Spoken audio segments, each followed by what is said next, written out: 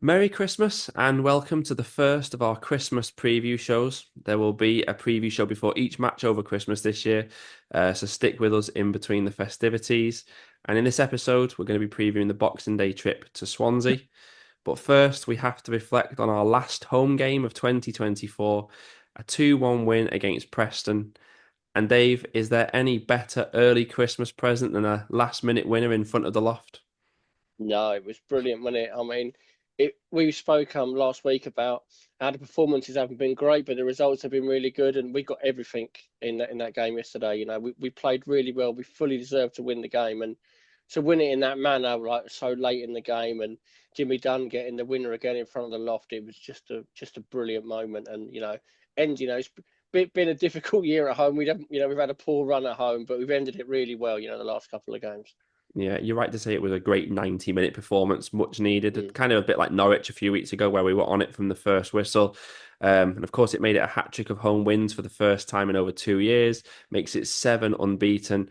And it's rare where we have a game where we're behind at half-time, and I actually thought we were still going to win. I just had a feeling I posted it on our forum at the time. I'm not just saying it now. We were so dominant in the game, it just felt only a matter of time before we did score. And then hopefully, if it came early enough, we'd go on to win it, which is what we did. We hit the bar twice. The goalkeeper clawed one off the line. Field, how he didn't score, I don't know. There was a host of other chances. And let's face it, Preston probably wouldn't have even had a shot all afternoon had Steve Cook not pulled up. They only had 4 touches in our box all game, which shows how much of a good all-round display it was. I wanted to touch on Jimmy Dunne here too, our match winner, adding to his recent goal against Norwich. How good has he been lately? And he surely needs a new deal. Oh yeah, you'd hope he'd get a new deal. I mean, he's been fantastic recently. He really adds something to us at right back. He gives us when we're trying to play out from the back, we have got an out ball. We can try and hit him, and we can play off him on the halfway line. And he's always been a threat going forward. He almost scored in the first half, and it was a great header. I mean, you'd say it was a brilliant cross from Chair. First time it was a great ball in, but he was yeah, Dunn's been brilliant, and I do hope he gets a new deal. I know it runs out in the summer, and I would imagine he will get at least another year, but he's a vital player for us on and off the pitch. I think he just comes across as just a great character to around the place. Yeah, definitely. I agree with that. And I think he'd say himself he didn't have the best start of the season. But considering what he's gone through off the pitch recently, losing his dad, he's a credit to himself, his family, and to QPR. I have no idea why last summer when we extended his deal, why we only did it for 1 year when all the new signings were getting rumoured 4-5 year deals. He's such a likable character. He's versatile. It's a no-brainer, isn't it, to keep him? And hopefully the club do sort something out ASAP. What did you make of Preston's goal, though? Thankfully, it became academic, didn't it? But was there any controversy there for you? For me, a defender has to finish it off and score. I think we were talking about it at half time. If that was the other way around, their player goes down and Ryan Coley's for on goal. I'd be fuming if he didn't finish it off and score. So I kind of get it from him. It wasn't as though it was a tackle on Cook, and that was what he just seemed to pull up, didn't he? And it was so quick. I thought the Preston player did the right thing and scored. It's frustrating to concede like that, but I don't think we can have too many complaints about it, really. Yeah, I agree. I'm not saying I wouldn't want our striker to score. Just felt like it left a little bit of a sour taste at the time. Not sure Preston will win any sportsmanship awards, which they may have done if they'd stopped the play, let's say. They probably would have won like the Puskas Sportsmanship Award or whatever they give out at the end of the year. But you don't win any friends for that, do you? You don't get points. So he has to play to the whistle and score. It's a rare scenario, isn't it, that you probably don't see very often. It was maybe an example of our players being a little bit too nice, I thought. There's only really Sam Field seemed to remonstrate with their players. Yeah. I suspect some other sides, like if we scored against them, all 11 players would have been around the ref trying to maybe get them to give the goal back or something like that. Thankfully, it didn't matter in the end. So let's leave that there. And the win against Preston, it makes the Bristol City draw last week now an even better point because it keeps that momentum going for us, takes the pressure off Christmas matches. And maybe, just maybe, we can start to enjoy the season a little bit with QPR all the way up in 14th place. And to show how far we've come, the BBC has a table showing the bottom of the championship at Christmas, and it stops at 15th. So we don't even feature in the graphic. And considering we were just hoping to be in touch by January a month ago, that to me is just astonishing, and we'll take it. On to Swansea on Boxing Day. And let's start back in 2010. Our 4-0 Boxing Day win against Swansea. The Tarat Show.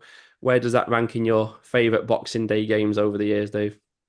Oh yeah, it's got to be the best ever, hasn't it? It was just a phenomenal day, and I mean, that whole season was brilliant. But we'd had a little bit of a sticky run. I think we lost 2 games before that Swansea won, and Swansea were around us in the league at the time, and it was a big game, and we were just so good that day. And you know, I mean that the second goal from Tarap, I mean, it was just unforgettable. The nutmeg on Joe Allen, I could still see Joe Allen's face now. And there's not many goals that go in when you're just stood mouth open, can't believe what you've just seen, and that was one of them. It was an incredible goal and just a brilliant day, and it kind of cemented that team were going to go up that year. I mean, you say about Boxing Day, we don't have a great record on Boxing Days, do we? That's probably the last time we won, I think, on Boxing Day, but that was a special one.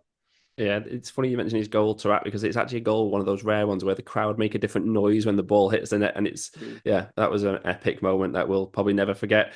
And you're right to mention our terrible Boxing Day record because I have to put the happiness and festive move to one side for a moment because that win was in 2010. We've only won once more on Boxing Day since then in the last 13 seasons.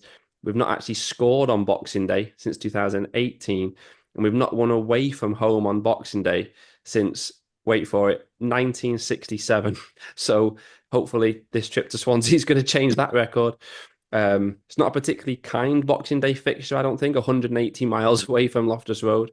We seem to get the South Wales side a lot on Boxing Day. We had Cardiff 2 years ago, played Swansea, as we said, 2010, also had them in 2020.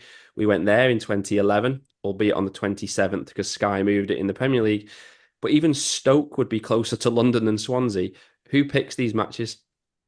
Yeah, it's ridiculous. I mean, you can't imagine, many fans are going to be able to get there. I mean, at least it's a 3 o'clock kickoff, and Sky haven't moved it to lunchtime to make it even more impossible to get to. But yeah, I mean, you'd think for Boxing Day they'd try and keep the games as local as possible. I mean, we got Watford in the same league as us. We could, we're playing them next week. We could have had the Watford game Boxing Day, and it probably would have been a lot easier for everyone to get to. But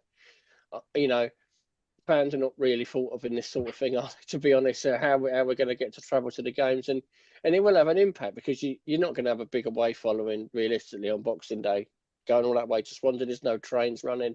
It's going to be difficult to get to, which is a real shame. Yeah, even Swansea, for them point of view, they're closer to a lot more clubs than QPR if it was the other way around. So Yeah, I never understand it. Surely it's the one day of the year when they should be trying to literally look at a map and draw lines who's closest to one another. yeah.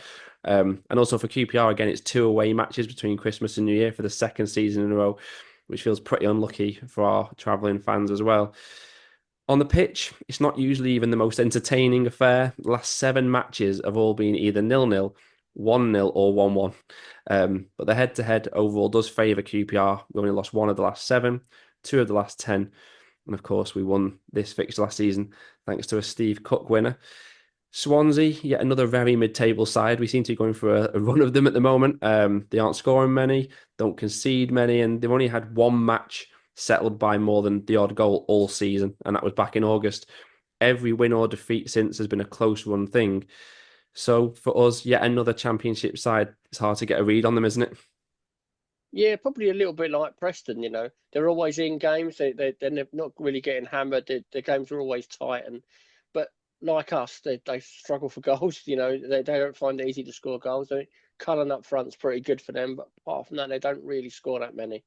Um, so yeah, I would imagine this would be another low scoring one and a tight game. But it's an opportunity for us because they're not in amazing form at the minute. They're kind of mid table, just around us at the moment, and I think it's something we can go there and get something from. Yeah, I think the difference with Swansea is we know they're going to want the ball a lot. The way they play is different to Yeah. a few of the other sides. The second only to Leeds with 60% average possession. But personally, whenever I see anything of them, it feels almost like it's possession for possession's sake. They'd prefer to recycle it back to the goalkeeper 10 times rather than just knocking it forward quickly. Hence why they neither score or concede that many. They come into this on the back of back-to-back defeats, and on Saturday they obviously lost to the bottom of the table, Hull, who hadn't won for 13 games. So that was a poor defeat. Manager Luke Williams described it as really poor, and he said they were miles off it. So it begs the question, is it a good or bad time to be facing them? you know, and you never like it when someone's had a bad defeat, because you know there's going to be a reaction next game. So it's not ideal, but you know they're not in great form, and we're in really good form in a minute. So it probably is a good time to play 'em, to be honest. You know, like you say, they're very good at keeping the ball, and that's kind of how they play. And what we've been good at the last 6, 7 games has been countering on teams and high press and winning the ball, but letting the other team have it and getting it off them. We've been really good at that. So I think the game kind of suits us, really. I think it's one we should be looking to get something out of. Yeah, your instinct obviously on these things is think, oh, they've lost 2 games in a row. They're going to be playing at home. They're going to want a Mm. reaction, but you have to counter it by saying they're going to be lower on confidence, doubting themselves maybe about what they're trying to do. So I agree. I think it's a good time to face them mainly as well from a QPR perspective because we're full of confidence. We need to focus on ourselves, and I don't think there's that much to fear from this Swansea side. And I think them wanting the possession, I totally agree that probably suits us. Hopefully we can go there and get something. And I think it sums up the swing in our performance that since the last international break, just before the Stoke game again, Swansea were 13 places above us. But a QPR win here would take QPR above Swansea. So let's hope it happens. Yeah. For QPR, it's the first of 3 matches in 7 days. So we can expect the use of the squad more than normal, especially with Marty Cifuentes finally having some players back and a few more options, but we won't be seeing Steve Cook. I don't think initially looked like something went pop, his hamstring or his Achilles or something, but Marty Cifuentes has suggested it's something on the sole of his foot. But he was in a lot of pain, and no matter how long he misses, he's going to be a huge loss, isn't he? Yeah, he's a massive loss. He's such a good player for us, and you know Clark's all coming back is very good timing, to be honest, because we are going to miss Cook. Hopefully, it's not for too long, but it did look a bad one the way he went off. He's not one to to give it large when he's got a knock, but he was bad. He had to be carried off. He refused to stretch it, but he was really struggling, and yeah, we're really going to miss him. He's a massive player for us, such a big influence for us at the back, especially when we defend deep in these sort of games. He's really good at that, and he gets some amazing blocks in. We are going to miss him, but I'll say having Clark sort of back at least gives us a few options. We've got Fox back as well. Morrison's been excellent, and it probably gives him a chance to get a long run in the side now. Yeah, we're probably paying the price for Steve Cook for how much he's played. The only match he missed all Yeah, season was the Cambridge Cup game. This will be the first league match he misses. I mean, we're obviously assuming he's going to miss the game. He'll miss the first match since January in the league, so he's been so that consistent for us considering his age. So it felt inevitable something was going to happen to him eventually, and it is a shame because his leadership, his organisation. I don't think we've had anything on his level probably since Clint Hill was at the club. yeah. So he's going to be a loss. You mentioned them both there, but Morgan Fox, Jake Clark-Salter, who do you think replaces him for this game? I mean, if he's fit, Clark Salter, I would bring in. I think he's probably the one. It's interesting what they're doing with these players coming back from injuries. They do seem to be just easing him in off the bench. So it will probably be Morgan Fox who starts. But in an ideal world, I'd like to see Clark Salter in. I think him and Morrison could make a really good partnership together. Yeah, definitely. A longer term, that could even be what our partnership becomes in the Mm, future. I think it'll be Fox who plays this one because Clark-Salter, even if he's preferred here, he then wouldn't be able to play the next game. He can't play 3 matches in 7 days, so yeah. it's going to be rotated. Whoever plays, I think, at the back. And as for Liam Morrison, he has to start every game for me. His stats are incredible. And what stands out for me is how calm he is, how he reads the game. He's only 21. You would not think it the way he plays. Seems to be a second ahead of everyone else when he's playing the game. Yeah. And that just gives him that aura of calmness. And I have a suspicion he's going to be someone who other teams will be looking at sooner rather than later. And someone else who other teams are possibly going to be looking at sooner rather than later is Jonathan Varane. We have to give him some attention this week because he's been getting better every week, hasn't he? Yeah, he's really settled in. I think at the start of the season they were trying to play him in a bit more advanced, and he just doesn't seem suited to that. He hasn't got a forward pass in him, to be honest. But sitting in front of the back four, he's been so good, and he's allowed Morgan and Field to go forward. And I thought he was brilliant in the Preston game. He had played a really good game, and he's been really good the last 5 or 6 games. Just sitting there and holding, and he's good on the ball. It'd be great if he could add a few goals to his game, but that's probably being greedy. Yeah, he's been really good, and you can see how he's starting to settle into the league as well now. He had a slow start, but he's looking the part at the minute. Yeah, it's great watching him because you can actually visibly see him improving game by game. And Mm, we touched on it a few shows ago, but he's given the other players like Sam Field and Kieran Morgan the confidence to push forward now because they trust him. They know yeah. he's going to be there to cover. And that's what wasn't the case earlier in the season whilst he was adapting, which was understandable. I think the only thing he needs to do is stop shooting from 30 yards into the loft because aside from that, there's a lot to be excited about. And it does feel like he's going to keep getting better. Do you think Kieran Morgan keeps his place alongside him in midfield, or will we see a change? I'd like to see him keep his place. I thought he was, quietly probably one of our best players against Preston. He did really well. Just really added something to the team. He's what we kind of needed from Madsen. He was the sort of Madsen. I thought that'd be the sort of player Madsen would be. The forward pass, trying to get forward, using the ball well, and he hasn't really done that. But Morgan has done it so well. He's been really impressive. Yeah, he has been very impressive because he came from left field. No one was expecting him to be Yeah. such a big part, as we've said before. For me, he covered a lot of ground though against Preston, and I think he'll come out and it could be Madsen here. But then they'll just rotate again for the next one. So Yeah. they're all going to get their opportunity. And I think that rotation in midfield is what's helping us keep fresh and keep energy in the games. Ilias Chair as well, he got an assist, a superb bit of quality, which we've been missing in the final third. Is he pushing for a start? Yeah, definitely. I mean, he looked like his old self. I thought in the Preston game, he was really good, and that was a hell of a ball in for the goal. And he almost scored as well. He had a couple of efforts as well. I thought he had a really good body come on it. I wouldn't be surprised to see him start this one. Saito's been excellent for us the last few weeks, but probably wasn't at his best in that Preston game. So just to rotate it a little bit, maybe bring Chair in for this one and then change it again for the Norwich game. Like I keep saying, it's so good to have options now. Cifuentes had choices off the bench again yesterday. It really transforms his team when you've got that. Yeah, Koki Saito for me, he's looked a little bit tired the last two games after some impressive performances prior to that. I suspect it may be the same team personally. I think it could be Saito and Smith start, make changes as required, and then maybe Chair will get his first start back against Norwich. But like you say, either way, it doesn't matter. It's just good to have those options. And it leaves us with our predictions.